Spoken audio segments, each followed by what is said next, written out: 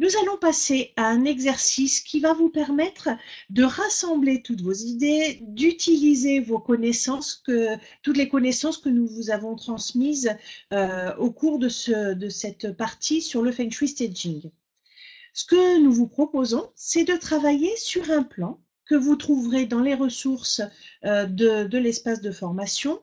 Il vous suffira de le télécharger et de l'imprimer. Comme vous pouvez le constater, ce plan, c'est un plan relativement simple où nous avons indiqué la direction du nord qui est en haut à droite. Donc, c'est bien sûr important pour la partie Feng Shui. Ce que nous vous proposons dans cet exercice, c'est d'abord de réfléchir sur la circulation de l'énergie dans cet habitat, c'est-à-dire tel qu'il est, tel que vous le voyez ici, non meublé. Regardez-le, prenez le temps de vous en imprégner et comment, à votre avis, la circulation de l'énergie se fait-elle dans ce lieu? Dans un deuxième temps, je vous invite à tracer la sectorisation du plan, en reprenant bien sûr ce que nous avons vu jusque-là, en faisant attention puisque vous avez un plan qui n'est pas tout à fait régulier, donc pensez à toutes les données que vous avez eues pour tracer la sectorisation du plan. Et dans un troisième point, je vais donner la parole à Yasmine, vous allez meubler l'appartement. Tout à fait, Agnès. C'est-à-dire que dans la partie ressources de la formation, vous allez également trouver une planche avec des meubles.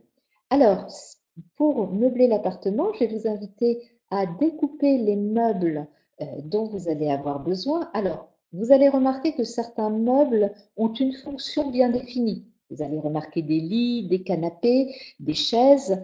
Donc là, c'est une première partie. Inversement, après, vous allez avoir des ronds ou des rectangles. Libre à vous de faire de ces formes le meuble que vous souhaitez. L'idée, c'est que vous arriviez à disposer des meubles, donc on est bien dans le cadre d'un staging, donc d'une vente immobilière, disposer des meubles pour mettre en valeur l'espace que vous vendez et disposer suffisamment de meubles pour que ça ne paraisse pas trop vide, pas trop de meubles, puisque ce sont des choses qui seront à apporter chez votre client. Et puis ces meubles, bien évidemment, on ne va pas les disposer de manière comme ça, un petit peu au hasard, Agnès. Non, on va pas du tout même. Alors en fait, il y a deux versions qu'on vous propose de faire. C'est la première version, c'est de meubler. Alors bien sûr, en fonction de la sectorisation que vous aurez réalisée. La deuxième donnée, c'est en fonction du Feng Shui Staging, tout ce qu'on vous a enseigné jusque-là. Et par contre, on vous invite à faire deux versions de ce meublage, cet ameublement.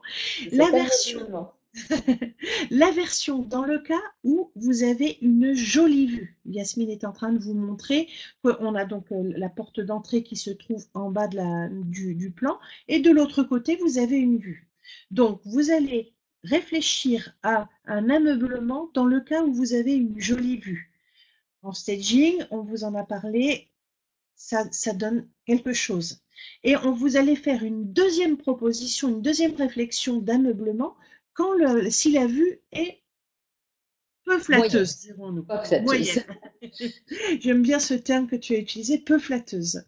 Donc, vous allez voir, vous allez réfléchir à deux versions d'ameublement. Et puis, c'est bon pour l'ameublement, Yasmine, c'est OK? C'est bon pour l'ameublement. Je voudrais juste une petite précision, si tu m'y autorises. Vous voyez qu'ici, on a foyer. On me pose des fois la question, qu'est-ce que c'est? Ben, c'est tout simplement une cheminée. Et visualisez bien une cheminée qui est ouverte devant, voilà, qui a des côtés ici. Et puis ici, quelque chose d'ouvert. Donc, on voit le feu qui se trouve à cet endroit-là. Donc, petit point important.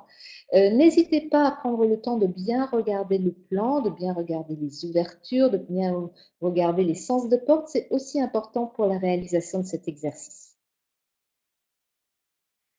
Et dans un dernier temps, je vais vous inviter à réfléchir pour chacune des pièces. Alors, j'ai dit chaque pièce, mais on va d'abord faire les pièces les plus importantes comme les salons, les chambres. On n'est pas dans une étude Feng Shui où on va faire toute l'étude Feng Shui de la cuisine, des salles de bain, etc.